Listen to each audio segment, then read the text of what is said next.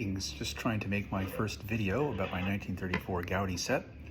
First up, Woody English, Elwood Woody English of the Chicago Cubs. Again, I love the green background. I love the graphics of the 1934 series. Also has the Lou Gehrig says on the bottom. Here's the back, a little bit of glare, but you get the idea. I'll post this on my Instagram. Anyway, one of the reasons I like these pre-war cards, other than the fact that it's just an entirely different era, for better or worse, is that you get to learn a lot about players that you've never heard of, even if you're a big baseball fan.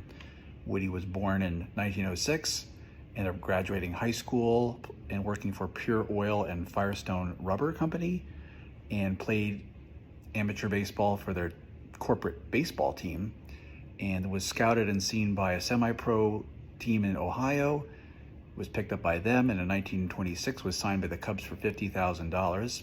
A pretty good deal because he ended up spending 12 years in the majors, and had a great year in, let's say, 1930, where he batted .335, 14 homers, 59 ribbies, playing all 156 games. And in 1931, as again shortstop for the Cubs, he finished fourth in NL MVP voting. Again, a guy I'd never heard of. And he finished behind Frankie Frisch, Chuck Klein, and Bill Terry, some pretty big names. So pretty impressive career.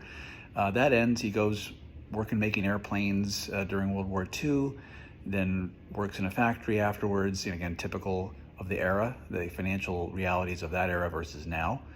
And then, interestingly, also manages the Grand Rapids Chicks of the All-American Girls Professional Baseball League from 1952 to 54, including being the manager of their world champion girls baseball team in 1953.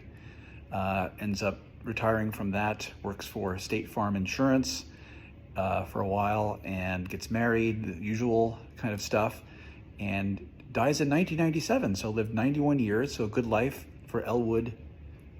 And there you go. Fascinating story. Thanks.